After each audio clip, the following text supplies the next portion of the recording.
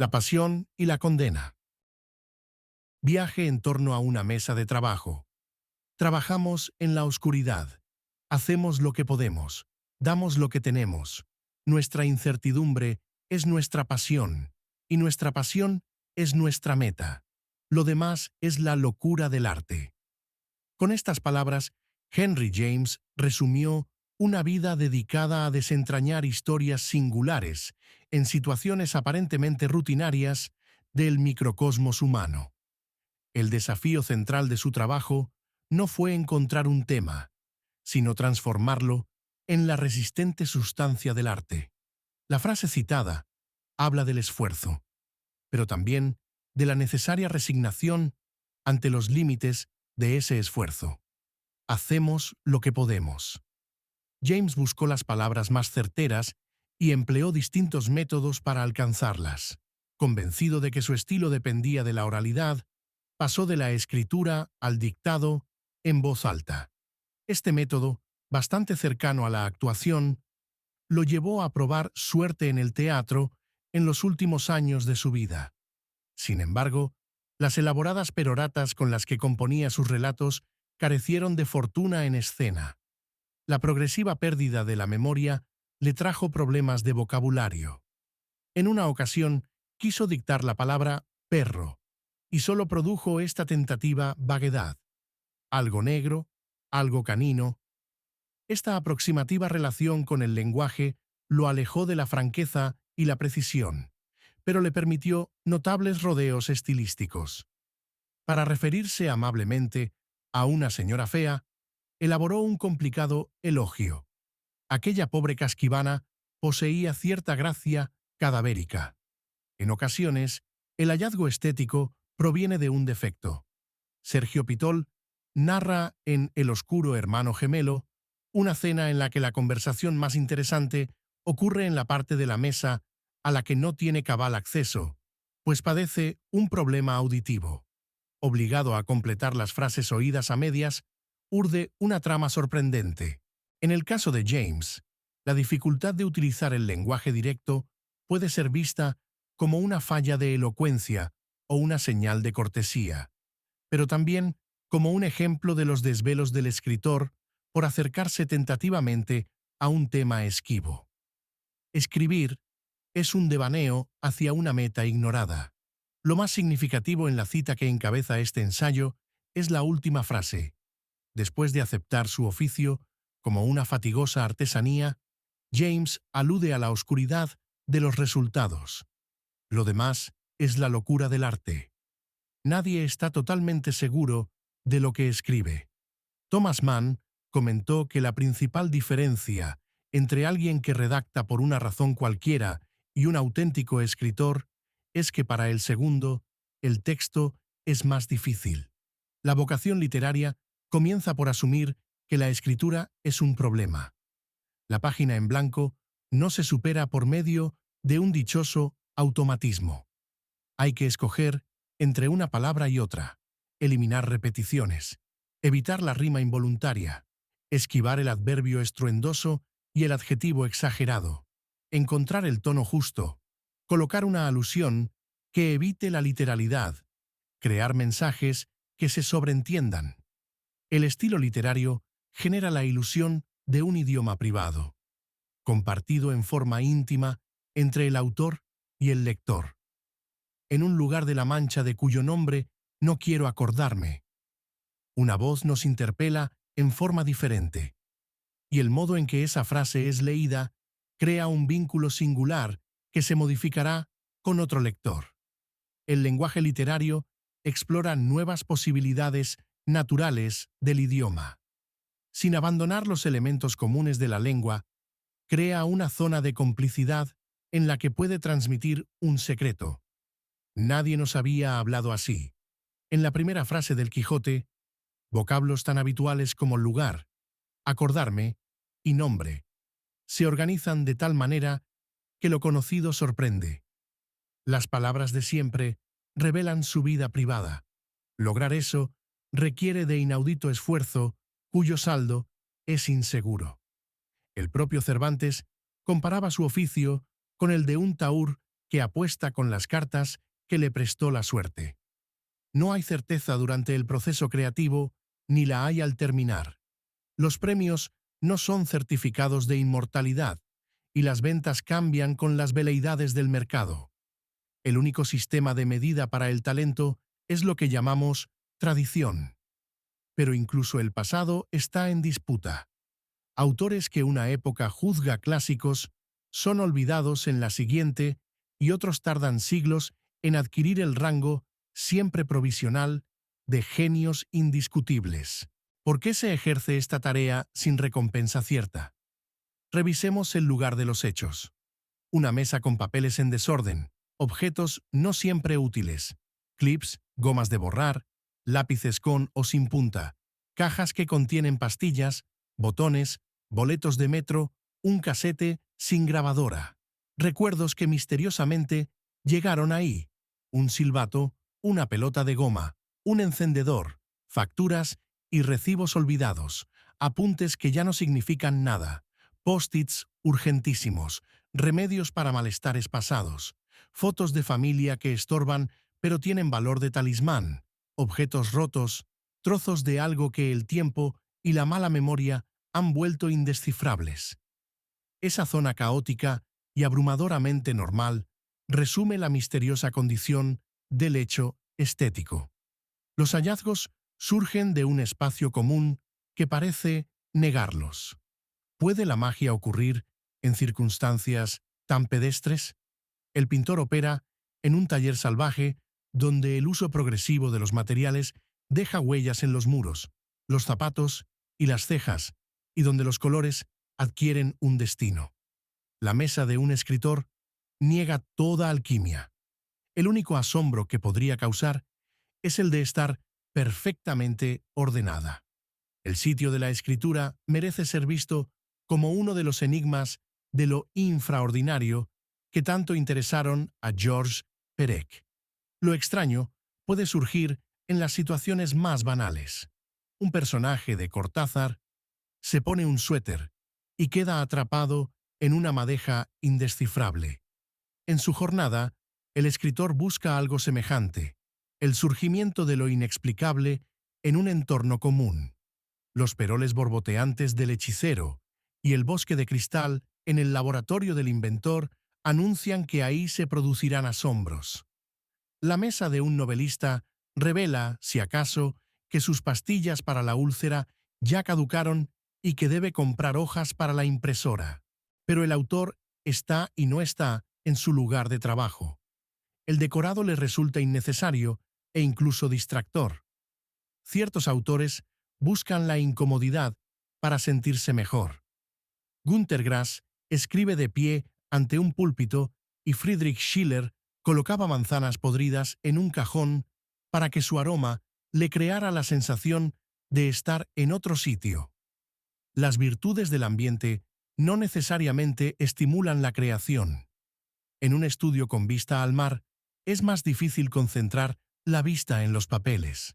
Un cuento de Ricardo Piglia trata de dos enfermos que comparten cuarto. Uno de ellos está cerca de la ventana y describe las intrincadas maravillas que puede observar desde ahí.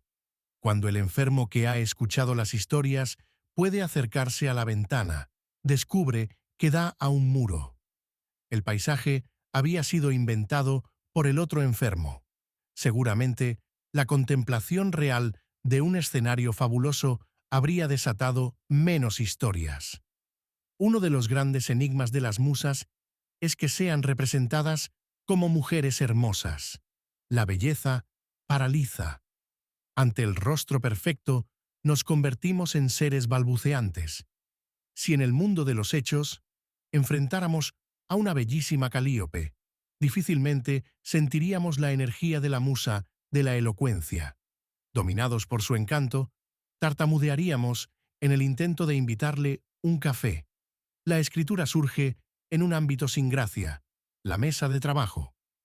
En su novela Mao II, Don DeLillo cuenta la historia de una fotógrafa deseosa de retratar a un autor recluso. Él detesta la manipulación mediática de la literatura. Su oficio no merece ser exhibido. Su principal acción visible consiste en perder el pelo sobre el teclado. El efecto de la escritura puede ser riquísimo, pero las condiciones en que surge carecen de interés externo. En su último relato, La memoria de Shakespeare, Borges logró una esclarecedora reflexión sobre las motivaciones del arte. Un hombre recibe la inaudita oportunidad de tener en su mente todos los recuerdos del autor de Macbeth. Imagina lo que será disponer de la vida interior de quien produjo un caudaloso lenguaje. Fue como si me ofrecieran el mar. No puede rechazar la oferta. Sin embargo, cuando entra en posesión de ese pasado, descubre que las memorias del poeta del sonido y de la furia son tan banales como las de cualquier hombre. La memoria de Shakespeare no podía revelarme otra cosa que las circunstancias de Shakespeare. Es evidente que éstas no constituyen la singularidad del poeta. Lo que importa es la obra que ejecutó con ese material deleznable. Ser Shakespeare, vivir como él, significa recordar un atardecer común, el roce con el pelambre de un perro, el sabor de una manzana. Su desaforada arquitectura verbal se sustentó en esos precarios estímulos. El protagonista del cuento vive una historia más extraordinaria que la de su ídolo, pero no sabe narrarla. El arte no depende de los materiales, sino de la manera de usar ese barro común. Los estímulos del caos, que nos impulsa a pasar la mayor parte de la vida ante una mesa caótica. Juan Carlos Onetti definió su vocación en estos términos: la literatura es una pasión, un vicio y una condena. Sería injusto decir que el escritor no disfruta su trabajo, pero sería más injusto suponer que lo hace todo el tiempo. Durante el Festival de Paraty, en Brasil, sostuve una conversación con el escritor israelí Edgar Keret. La última pregunta que nos hicieron tuvo que ver con la felicidad. ¿Gozábamos al escribir?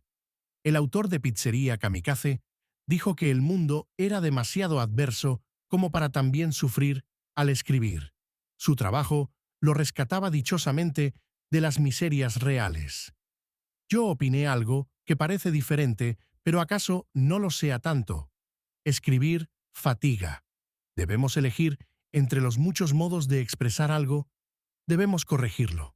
Debemos tirarlo a la basura. Debemos empezar de nuevo. Hay que fracasar mejor. Era el lema optimista de Beckett. Lo interesante es que esa lucha no es solo una forma complicada de sufrir, es una forma complicada de gozar. El primer aprendizaje de un autor es que los libros no quieren ser escritos. Se resisten, sacan las uñas, muerden. Este rechazo repele, pero también cautiva. Nada más placentero, a fin de cuentas, que lo que se conquista con dificultad. Sin embargo, aquí acecha otro peligro. Saber que el talento representa la superación de una torpeza puede llevar a uno de los más frecuentes errores literarios: pensar que hacemos mejor lo que se nos dificulta más. Lo cierto es que todo escritor encuentra un modo de sobrellevar e incluso disfrutar los rigores que conlleva su trabajo. De ahí la condición de vicio a la que se refiere Onetti. No cualquier persona se somete a esas exigencias. Más allá de la vocación o la facilidad para escribir, se requiere de condiciones psicológicas particulares y algo extravagantes para alejarse de los otros a idear un universo paralelo. La mayoría de la gente no siente ese impulso. Sin acudir al gabinete del Dr. Freud, podemos decir que el autor busca compensar a través de la escritura algo que no obtiene en el resto de su existencia. ¿Qué juguete perdió en su remota infancia? ¿Qué exilio lo sometió a la añoranza de los perdidos sabores del origen? ¿Qué impresión de la naturaleza humana lo llevó a imaginar congéneres? ¿Qué afán de dominio le permitió ser Dios, alcalde, rey soberano de un territorio concebido a su imagen y semejanza? No hay experiencia humana sin representación de esa experiencia. Uno de los principales resultados de la percepción es que el mundo tangible está incompleto. La realidad fáctica no basta. Necesitamos imaginarla, soñarla, reinventarla. Quien evoca el pasado o anhela el futuro vive en otra región mental. El escritor es un profesional de esa evasión y está dispuesto a pagar el precio que conlleva. En aras del placer, acepta una condena. Su vicio consiste en unir esos opuestos. Busca placer en la condena. La mayor parte de los escritores no escribe porque sepa algo. Escribe para saberlo.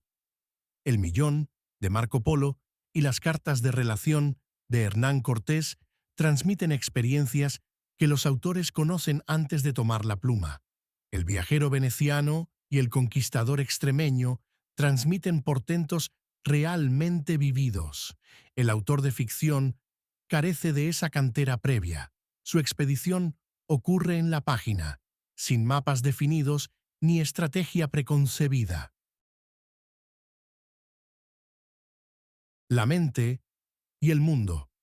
Nadie se encerraría en un despacho a escribir si esa rareza no tuviera cierta aceptación social. De los escribas mayas a los cuentistas becados del presente, el trabajo de inventar a solas cumple una necesidad social. Una especie dotada de razón necesita otorgar sentido al arbitrario entorno. Como señala Roger Bartra en su Antropología del cerebro, la cultura es el almacén de memoria que forma parte orgánica de la especie y permite su supervivencia. Incapaces de asimilar en el cuerpo todo lo que necesitamos para expandir las posibilidades de la mente, hemos creado un exocerebro. Ciertas regiones del cerebro humano adquieren genéticamente una dependencia neurofisiológica de un sistema que se transmite por mecanismos culturales y sociales, escribe Bartra.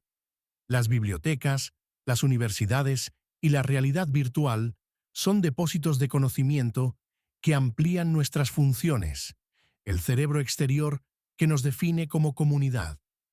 El escritor contribuye a configurar los símbolos y los sistemas de representación de una especie que depende de la comunicación y la conciencia que tiene de sí misma. Esto puede llevar a la consideración de que el artista es un mártir de la creación que sufre para que otros gocen, o por lo menos comprendan su destino. Ciertos autores han perdido la razón en esa búsqueda. La sensibilidad es un combustible delicado y puede ocasionar que el artista arda en su propia luz. Cuando Hölderlin sucumbió a sus demonios, su casero dijo con acierto que había sido vencido por lo que llevaba dentro. Haciendo a un lado los casos más extremos, pensemos en un castigo menor, el de la disciplina, que obliga a pasar horas ante el texto. El escritor necesita estar ahí y no siempre quiere hacerlo. De manera célebre y, a juzgar por el resultado, poco provechosa, Francisco González Bocanegra fue encerrado por su novia para que escribiera la convulsa letra del himno nacional mexicano. Sin necesidad de estar preso, el autor acude a distintas variantes del método Bocanegra para no abandonar la mesa de la que desea alejarse. Una vez concentrado en su trabajo, no puede prever del todo lo que va a ocurrir.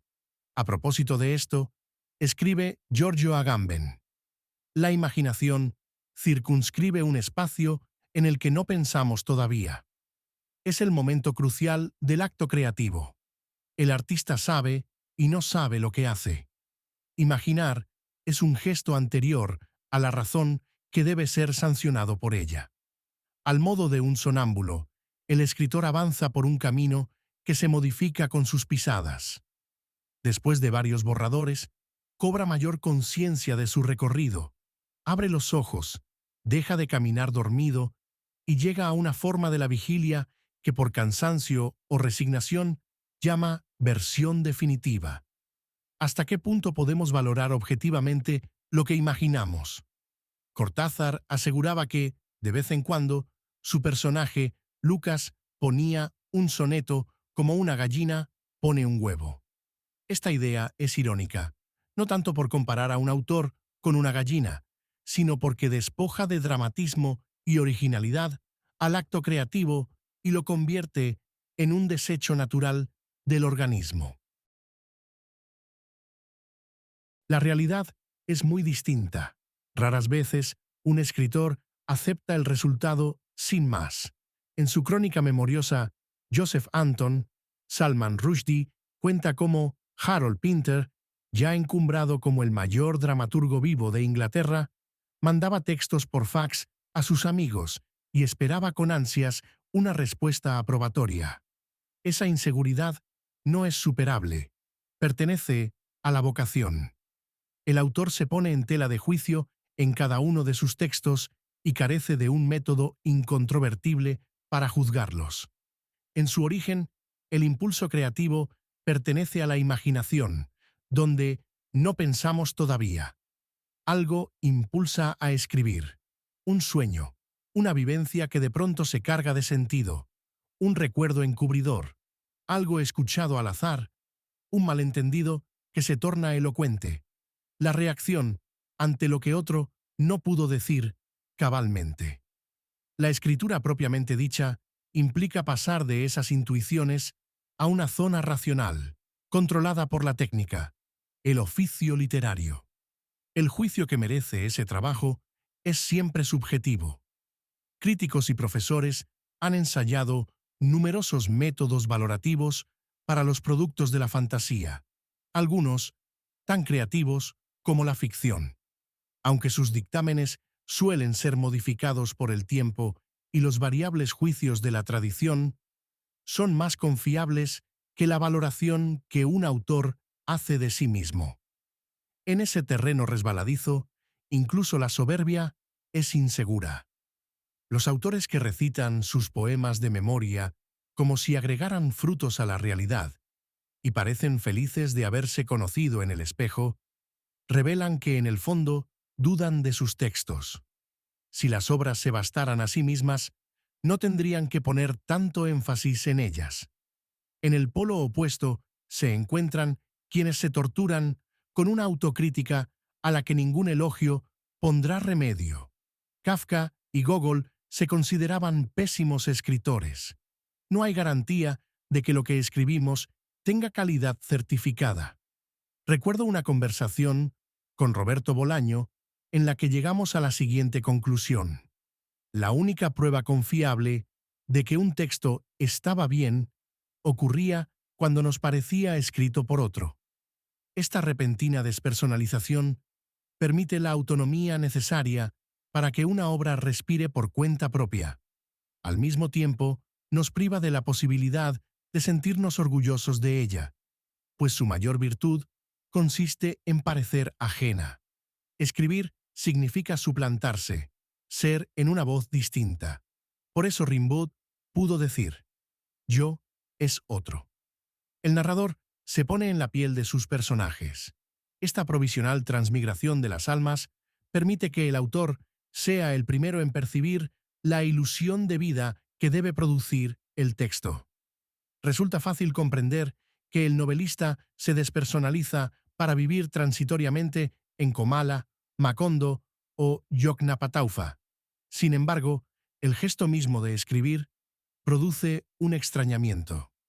Quien corrige un texto en papel llena la cuartilla de tachaduras, pero al pasarlo en limpio surgen otras correcciones. La operación física de reescribir abre nuevas posibilidades. Lo asombroso es que eso solo sucede con la escritura en acción. Al momento de leer un manuscrito, se advierten ciertos defectos, pero hay mejorías que solo provienen de reescribir palabra por palabra. Esto lleva a una pregunta casi metafísica. ¿Quién decide lo escrito? No dependemos en exclusiva de la mente, sino de su misterioso vínculo con la mano. Unos versos de Gerardo Diego resumen el enigma. Son sensibles al tacto las estrellas. No sé escribir a máquinas sin ellas. Las yemas de los dedos parecen tomar decisiones por su cuenta, como guiadas por un dictado astral. Los recursos de corrección de la computadora eliminan la obligación de reescribir la página entera. Basta señalar una palabra para cambiarla. Para quienes pertenecemos a una generación acostumbrada a pasar en limpio, esto cancela las variantes que solo aparecen en la pausada reescritura, con el juicio crítico que subyace en la yema de los dedos. La noción de borrador permite que el artífice se pase en limpio. La versión definitiva es una forma radical de la paradoja. El autor ha incorporado lo suficiente de sí mismo para que el resultado le parezca venturosamente ajeno. Vivir el texto. La persona que escribe no es la misma que vive. Fernando Pessoa llevó esta circunstancia a un grado superior. Ante la ausencia de precursores en la tradición portuguesa, decidió crearlos. Concibió la poesía y las vidas de los poetas que debían justificarlo. A través de sus variados heterónimos fue muchos autores. Curiosamente, este ser múltiple llevó una vida retraída, melancólica, austera. Octavio Paz lo llamó con puntería el desconocido de sí mismo. Pessoa enfrentó el destino como quien vive de prestado y no puede intervenir. Ese aislamiento radical le permitió convertirse en el solitario que convivía en su interior con mucha gente. Sin necesidad de transfigurarse para vivir como un heterónimo, el autor de ficción encarna en sus personajes. Debe narrar desde ellos, comprender sus reacciones, sus manías, sus tics, sus modismos, su manera única de ver el mundo y relacionarse con la lengua. ¿Hay algo más tentador que la posibilidad de iniciar otra vida desde cero? En los días posteriores al terremoto que devastó la Ciudad de México, en 1985, me uní a una brigada de rescatistas. Ignorábamos el número de muertos y la cantidad de gente que aún podía ser salvada. De pronto, me asaltó una idea. Estaba en una situación ideal para desaparecer de manera definitiva, sin dejar huella. Si me iba a otro sitio y comenzaba una nueva vida, me darían por desaparecido, como a tantas víctimas de la tragedia. Me disiparía junto con los demás destinos que se transformaron en vacilantes estadísticas. Esa oportunidad de tener una posteridad en vida, de inventar una muerte cívica para asumir otra existencia, se parece mucho a la invención literaria. Quien escribe habita un entorno paralelo cuyos riesgos van del lumbago a la perturbación mental. A través de sus fabulaciones, complementa un mundo insuficiente y en este proceso de sublimación de lo real, puede quedar en órbita como un tripulante del Apolo 13. Durante la escritura, la mente se traslada a otra parte, más genuina que el entorno tangible. La prolífica despersonalización de Dickens y Balzac los llevaba a llorar por los personajes que morían en sus páginas. Percibir a las criaturas imaginarias como seres vivos es un incontestable logro estético. También es una señal de alarma, pues colinda con la zona alucinatoria donde los amigos imaginarios se vuelven demasiado próximos. Una equivocada exaltación romántica ha llevado a algunos colegas a elogiar a Roberto Bolaño como un mártir que cambió la escritura por la vida. Esto es falso, no solo porque la biografía y la obra de Bolaño fueron una contundente afirmación de la vida, sino porque narrar es una manera de vivir que puede deparar emociones más plenas e intensas que las provocadas por los hechos y la espuma de los días. ¿Hay un límite para distinguir entre vida y narración? En su novela testimonial, El adversario, Emmanuel Carrère cuenta la vida de Jean-Claude Roman, hombre consagrado a la impostura en la cartesiana sociedad francesa. Después de dejar inconclusos sus estudios de medicina, Roman fingió haberse recibido y logró engañar incluso a sus excondiscípulos. Su carácter generaba empatía y respetabilidad. Esto hizo que diversas personas le confiaran sus ahorros para que él manejara sus inversiones. Durante décadas, Vivió con holgura del dinero ajeno. Rentó una casa en la frontera con Suiza y fingió que trabajaba en la cercana Organización Mundial de la Salud. Todos los días cruzaba la frontera rumbo a la OMS y se quedaba en el estacionamiento de la institución. Leía durante horas, luego mataba el tiempo en un café y volvía a casa. En ocasiones, simulaba viajes de trabajo al extranjero. Durante unos días, se encerraba en un cuarto de hotel, leía folletos sobre su supuesto lugar de destino y compraba algún souvenir en el aeropuerto de Ginebra. Durante décadas, ni sus familiares ni sus amigos más cercanos sospecharon que esa vida fuera un embuste. Finalmente, Román fue descubierto. Incapaz de soportar la verdad, que implicaba la pérdida de su vida paralela, mató a su mujer, a sus hijos y a sus padres y trató de suicidarse. Falló en este último intento y fue a dar a la cárcel. Carrer quiso contar su historia, le envió una carta y recibió una respuesta negativa. Se concentró entonces en otro proyecto, la novela autobiográfica Una semana en la nieve. Curiosamente, fue al leer esta obra cuando Román sintió deseos de hablar con el novelista. Quizás advirtió que toda su vida adulta había sido una novela autobiográfica, una novela extrañamente vacía, no escrita, que debía llenarse de sentido. En esta ocasión, fue él quien buscó al novelista. El adversario ha sido aclamada como una nueva versión de A Sangre Fría, de Truman Capote. En primera instancia, la historia cautiva por la escalofriante normalidad de un multihomicida. Sin embargo, también representa una honda exploración del modo en que surgen las historias.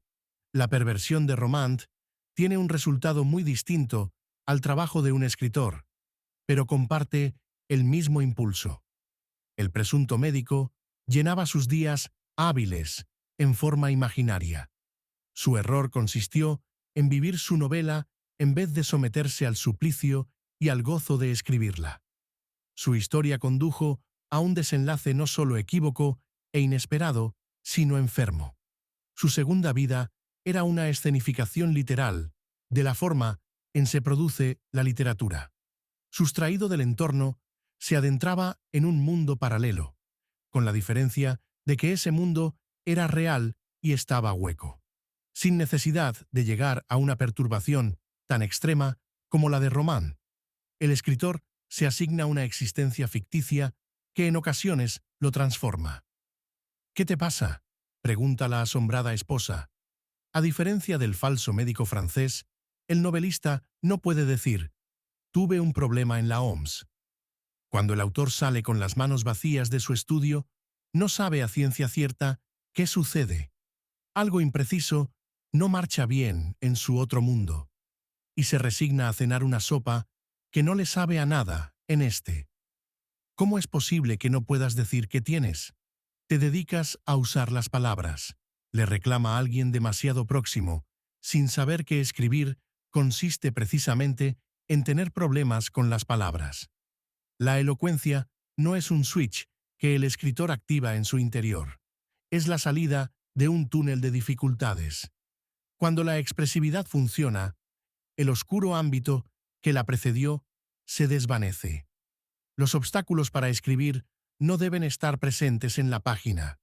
Son como el hilo invisible que guía al sastre y se retira cuando la prenda está lista. No es fácil renunciar a lo que no le conviene al verso o a la prosa. Sobre todo, no es fácil renunciar a los hallazgos que brillan con luz propia, pero no tienen nada que hacer en ese texto. La resistencia a suprimir estupendos giros innecesarios suele ser la perdición de los virtuosos. El más fecundo castigo que el autor puede imponerse es el de hacer a un lado las maravillosas ocurrencias que contravienen la lógica del texto. La obra se resiste a ser creada, pero, una vez en marcha, gana independencia y revela su propia sabiduría. Es y no es del autor. Llegamos a un punto nodal de la creación. Una pieza lograda genera la impresión de que ahí todo es deliberado. Eso no podría suceder de otra manera. Uno de los grandes estímulos de leer a autores de segunda fila o claramente fallidos es que sus libros sí podrían suceder de otra manera y, en consecuencia, sugieren otros libros. Interrogado sobre sus influencias, el novelista menciona a ilustres precursores como Joyce, Calvino, Lucrecio, Montaigne y Benjamin, que sin duda han contribuido a definir su noción del arte y su modo de pensar. Sin embargo, muchas veces la influencia más directa viene del contemporáneo que perdió la oportunidad de consumar algo y deja el asunto pendiente para quien sepa aprovecharlo. Las lecturas mediocres tienen diversos modos de beneficiarnos. En 1976, el escritor uruguayo Danubio Torres Fierro entrevistó a Gabriel García Márquez en su casa de Ciudad de México. El autor de El otoño del patriarca le dijo entonces: ¿te das cuenta que siempre empezamos por lo peor cuando estamos destinados a gustar de algo? El escritor comienza leyendo a Becker, a cierto Neruda, al Darío más elemental, y el músico escucha la serenata de Schubert o el concierto para piano y orquesta número 1 de Tchaikovsky.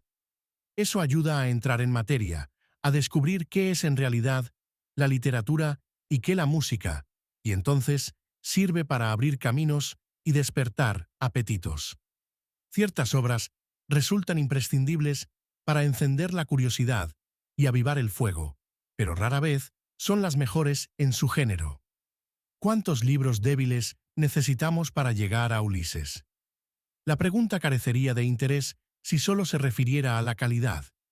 Lo interesante es que involucra al placer, y podríamos reformularla de este modo: ¿cuántos malos libros nos deben gustar antes de descubrir a Joyce? El derecho a leer malos libros es esencial a la formación del lector, pero también beneficia a quien, habiendo aquilatado complejas formas del placer, de pronto necesita los inciertos placeres de una obra menor. En su búsqueda por llegar a un lenguaje que lo distinga, el escritor puede hacerse presente hasta asfixiar el texto. En una conversación con Martin Amis, hablamos de las novelas tardías de Philip Roth.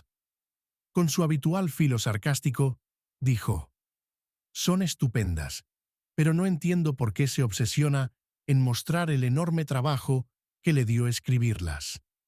Se refería a la enfática voz narrativa que obliga a pensar más en el novelista, las decisiones que tomó y las muchas alternativas que canceló, que en sus personajes.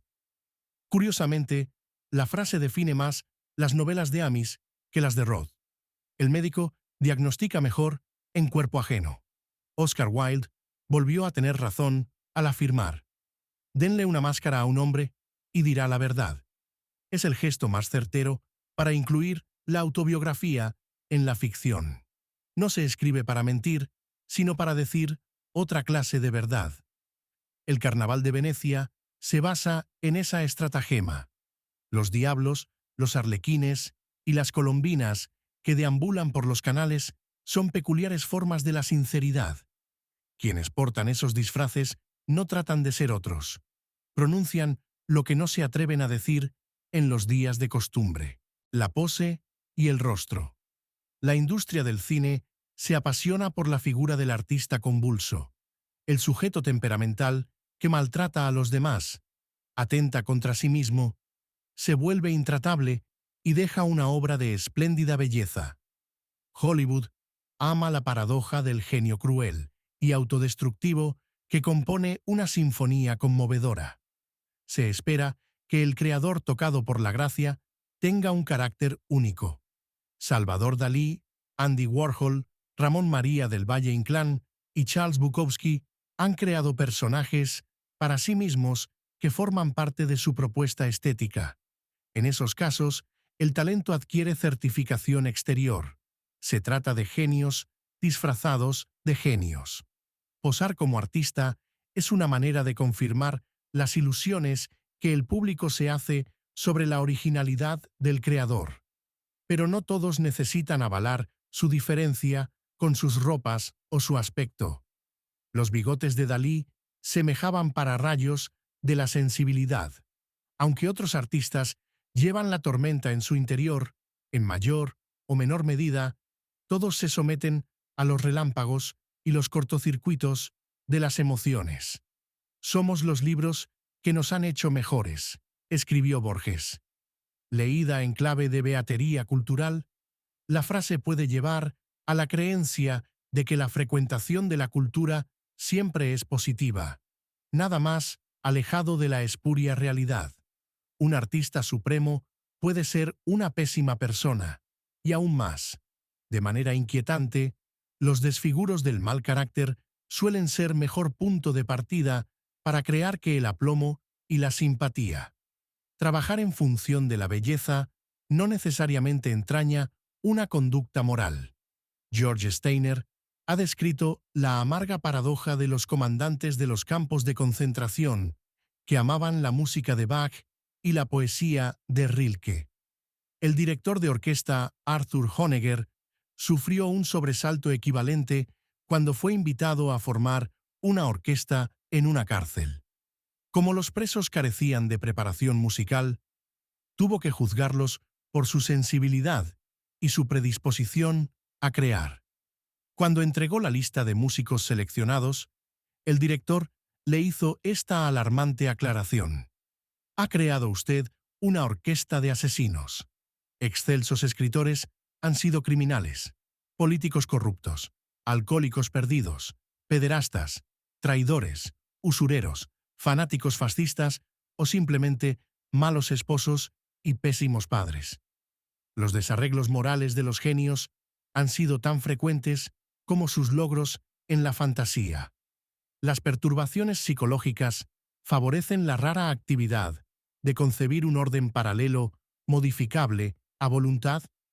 Una vez superados los rigores de la disciplina y la angustia de la página en blanco, el novelista puede actuar como una deidad veleidosa o un tirano inflexible. Mis personajes tiemblan cuando me les acerco, decía Nabokov. Por obra del creador, la página da lugar a un terremoto, la devastación y las muchas hormigas. Jugar a decidirlo todo es una irresistible tentación de infancia.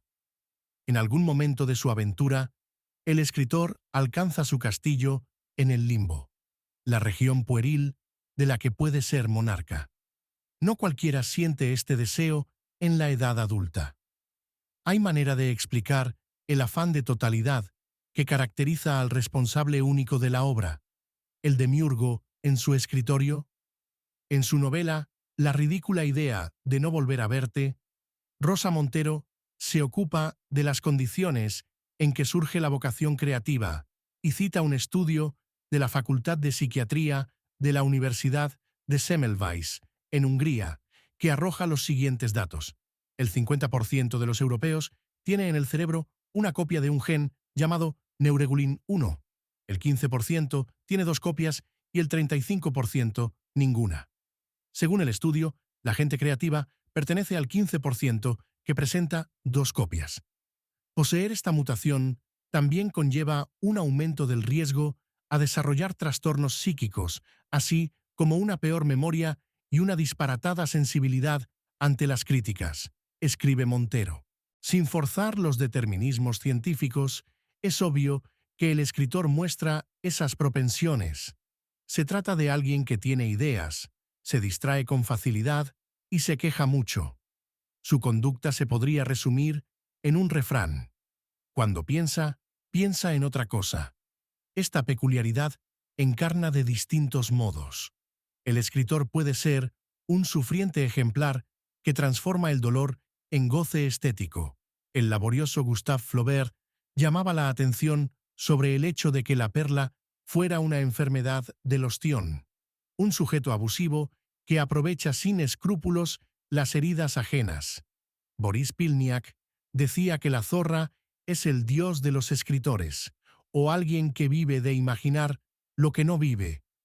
Julian Barnes entiende la escritura como una terapéutica pacificación de apócrifos.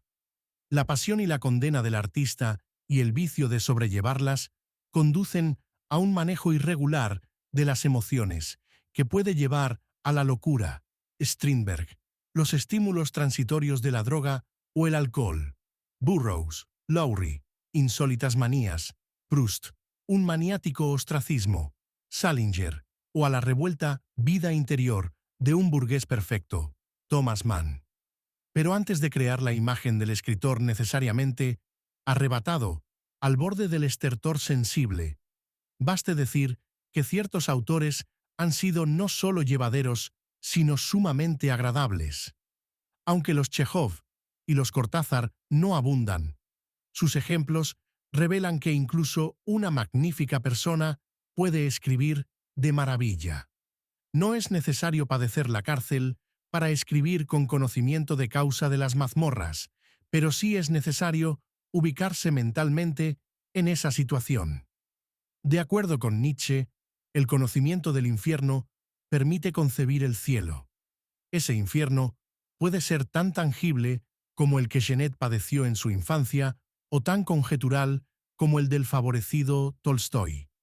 Lo cierto es que el escritor es un ser fronterizo que vive entre la realidad y la imaginación, y en mayor o menor medida se ve afectado por ese tránsito de una realidad a otra. La carga de su segunda vida puede ser abrumadora y no es casual que muchos escritores hayan dejado de escribir. Enrique Vilamatas dedicó un libro entero al tema. Bartleby y compañía. Uno de los casos más sorprendentes de un autor aquejado de angustia literaria es el de Robert Walser. Durante años llevó una vida pacífica y metódica en un manicomio. La principal cura que encontró ahí fue la de sentirse libre de la presión de escribir. La página en blanco le parecía mucho más agobiante que el sanatorio. En los testimonios de sus años de hospital, en su mayoría recogidos por su amigo Carl Selig, el autor de Jacob von Gunther, se juzga correctamente a sí mismo. Opina con solvencia de numerosos temas, controla su carácter, pero no soporta que lo consideren singular. No quiere ser reconocido. En forma curiosa, desconfía de Kafka, quizá porque el autor de El proceso lo había elogiado. Busca una medianía que lo proteja de las exigencias del mundo. No es difícil simpatizar con él. De manera un tanto melodramática, el escritor Junot Díaz ha declarado: «Si pudiera devolver mi don, lo haría». La sensibilidad extrema y la obligación de usarla pueden convertirse en una carga insoportable. Rodrigo Fresán ha dedicado una extensa novela al tema de cómo piensa un escritor, la parte inventada. Ahí reflexiona sobre la rara paz que sobrecoge al autor, que ya no se siente impelido a buscar palabras. Pasar el resto de la vida como alguien que ya no escribe. Y sonreír con esa sonrisa triste de los que alguna vez fueron adictos a algo. La sonrisa de quienes están mejor de lo que estaban, pero no necesariamente más felices. La sonrisa de quienes sospechan que en realidad ellos no eran los adictos, sino apenas la adicción. La incontrolable sustancia controlada, la tan efectiva como pasajera droga. Y, entre temblores, comprenden que algo o alguien se los ha quitado de encima porque ya no les sirve. Y que por eso la droga ha partido, lejos de ellos, en busca de sustancias mejores y más poderosas. La idea de vicio mencionada a propósito de Onetti resurge aquí como adicción, pero el original giro de Fresán consiste en dejar de ver al autor como un adicto a la escritura, para verlo como la adicción misma, la necesidad social, cultural o esotérica que la comunidad tiene de que alguien haga eso. En este sentido, dejar de escribir no convierte al escritor en una persona sobria, reformada, que dejó la droga, sino en alguien que, al modo de una sustancia que caduca, perdió su fuerza intoxicante. Lo decisivo en el pasaje citado es que ahí confluyen el miedo, la ilusión y la inutilidad de dejar de escribir. 3 fantasmas que se sientan con el escritor en su mesa de trabajo. Darse de alta. La escritura puede llevar al dolor y la demencia y a las más variadas versiones del quijotismo, pero también contribuye a sobrellevar el peso del mundo y recuperar la cordura. Concluyo estas reflexiones con el recuerdo de una singular conferencia. El extraordinario historiador del arte Aby Warburg vivió en un sanatorio para enfermos mentales de 1921 a 1924. Llegó ahí a los 24 años y fue tratado por Ludwig Binswanger, discípulo de Carl Gustav Jung. El método al que se sometió fue el de la autocuración. Warburg era un hombre de elevada inteligencia que cultivó la obsesividad funcional del erudito. Solo alguien como él, con tendencia al delirio de relación, podía concebir un atlas de imágenes para ordenar el legado plástico de Occidente. Sin embargo, los excesos de carácter que durante mucho tiempo operaron en su favor como señas de acuciosidad y rigor académicos llegaron a provocarle violentos arrebatos con los que pretendía defenderse de la amenaza del mundo. Su insólita capacidad de conectar lo sumió en una insufrible paranoia. De la interpretación pasó a la sobreinterpretación, temiendo que cada guiso estuviera envenenado. Según relata Binswanger en La curación infinita, el experto en la supervivencia de las ideas antiguas en la Edad Media y en la constelación de las imágenes de Occidente, llegó al sanatorio en un estado de absoluta irritabilidad. Desconfiaba de todo y de todos. Solo se calmaba ante un rostro desconocido, que no pudiera provocarle asociaciones. Sin embargo, nunca perdió del todo la lucidez. Llevó un diario donde advirtió que su padecimiento consistía en establecer excesivas relaciones causales entre una cosa y cualquier otra. Por ello, prefería comer los platos sencillos y abarcables de una mirada. Binswanger procuró que la dañada razón de Warburg sanara por su propia vía. El enfermo volcó sus preocupaciones en la escritura hasta adquirir el asombroso rango de convaleciente. Al sentirse con suficiente dominio de sí mismo, encontró un curioso modo de ser dado de alta. Impartió una conferencia para demostrar su lucidez. El 21 de abril de 1923, los médicos y las enfermeras se reunieron a escuchar a Aby Warburg. Estamos ante un insólito expediente de la cultura. El ponente no diserta para obtener un grado o instruir a los demás, sino para comprobar su estado mental. En mayor o menor medida, esta situación extrema atañe a todo conferencista, y fue el punto de partida para escribir mi monólogo teatral Conferencia sobre la lluvia. Warburg eligió disertar sobre el ritual de la serpiente en los indios Hopi. No quiso reunir ese texto en sus obras, pues lo consideraba un mero expediente de salud mental. Por la misma razón, se quejó de que no fuera mencionado en el dictamen médico que lo dio de alta. El estudioso de las imágenes consideraba que el símbolo tenía un valor farmacológico y creó una rima para promover esta certeza. Symbol tut wohl. El símbolo hace bien. En forma apropiada, escogió como tema de disertación a la serpiente, capaz de inyectar un veneno letal, pero que cambia de piel y representa la renovación. Además, es el emblema de la medicina.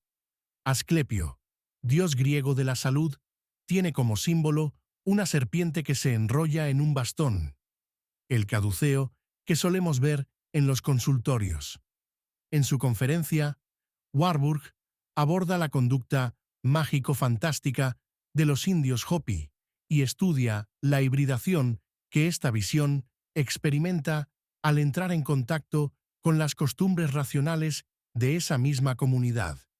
En el sanatorio, él ha oscilado entre ambas formas de comportamiento. Como la serpiente que le sirve de hilo conductor, entiende que debe dejar la piel en ese sitio para seguir viviendo.